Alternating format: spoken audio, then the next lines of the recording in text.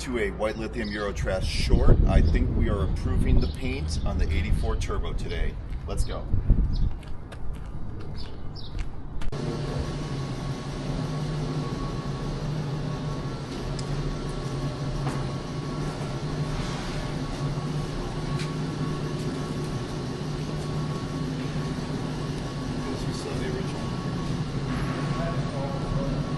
Pine Green 140B.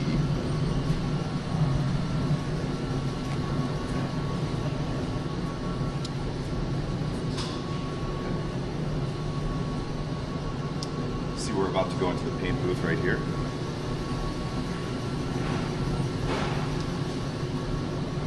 Hey, how's it going? Chris. Hey Chris, nice to meet you. This whole side's done, ready for primer. Underneath, everything, ready to go. When we do filler work, sometimes when you're spreading the filler, you get little pinholes. Yep.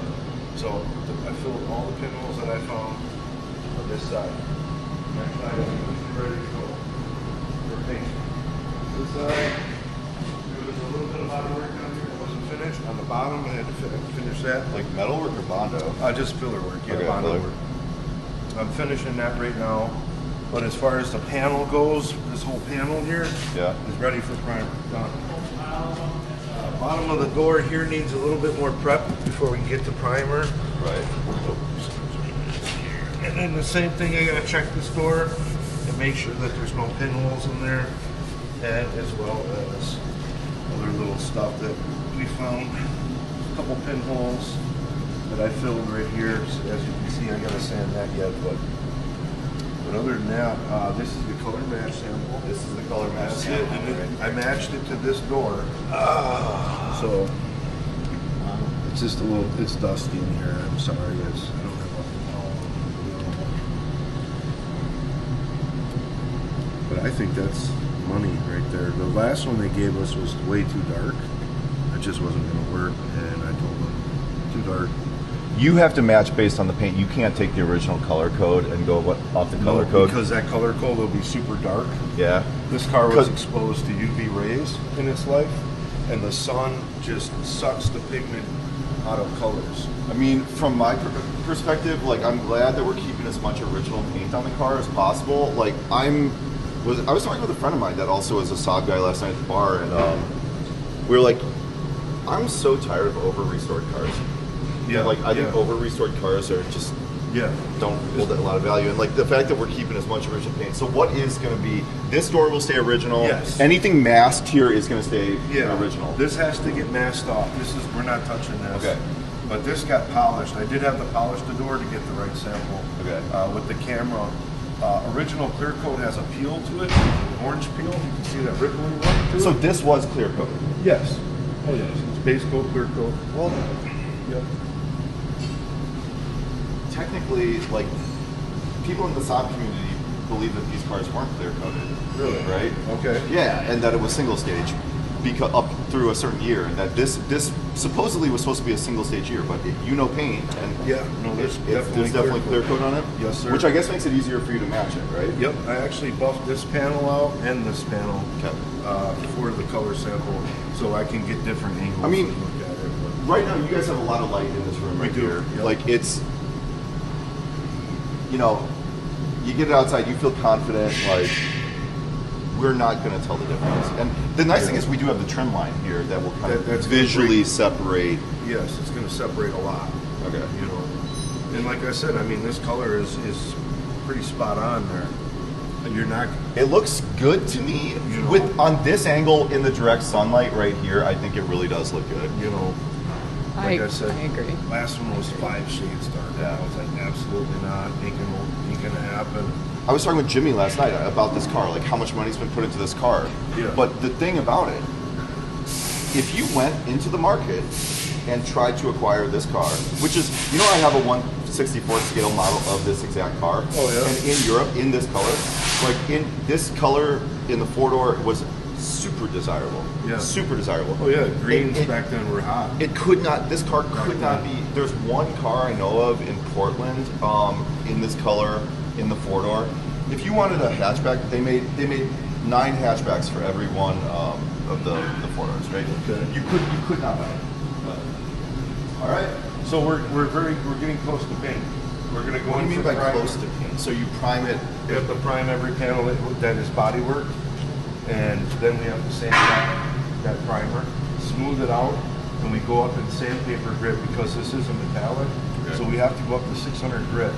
And the reason for that being is the metallic, if we don't, it will catch in the sanding marks, if there's any sanding scratches, and you'll see them. What color is the base or the primer that you're putting down? The primer I'm probably going to go with is a gray or a black, because it's going to help me achieve this color much faster than trying to paint over white, where I have to put multiple coats on to get this color. Okay? You go darker your primer, it's easier to achieve a darker color over that. It's going to take less coats of base. How many coats do you think it'll take? For color? Yeah. Usually 2 to 3. Okay. The third coat is usually just a dusting to even out all the metallics. Then we go right into third coat, third coat, third coat, third coat. We usually do 3 coats of fluid. How many cars have you painted? Probably about 6 or 7, roughly. 6 or 7? Yep. Really? That's whole cars. I painted that Corvette right there. So you're kind of learning the trade still. Well, I know it. I worked for Harley. I was doing Harley stuff for about 6 years. Oh. Prior to here. Okay. So I've been painting for 20-some years. Yeah. Been doing it for quite a paint work. Body work I've been doing for about 3 years. But I'm a master at it already. I've put out a lot of cars since I got here. Body working. Okay. Well, Definitely. We are very excited to see this. Yeah. So you're going to paint it, then it's going to sit for a few days in primer, and then come back for the final. Yeah, usually it takes a day for the primer to dry, where then you can start sanding it. Okay. A day, and usually, there's not much material here. Notice that this car was originally sold by Meyer Garage in Northeast Iowa. They still do service Saabs today. It's a well known establishment in the Saab community. But you don't have much, you don't have much here. There's a couple panels, bottom of the doors. It's not going to take a lot of sanding. The primer sands a lot easier than the filler. That's just like hard as a rock. I'm trying to sand it. Primer sands easy. You just do a simple sand, basically to fill in the scratches and fill everything in. We missed that spot on the lower door sill. Can we just make sure that the door sills are like super coated, and then also were they exposed where the rubber comes on the other side? Like right here, we missed a little spot right here. All right, and these cars typically, like this is where all of your they're susceptible to corrosion in this area. So I just want to make sure we are super well coated down in that area too. Okay. Yeah. Kim was working on this and he did a good job. If you missed a little bit there, it's not a big deal. We'll take care of that.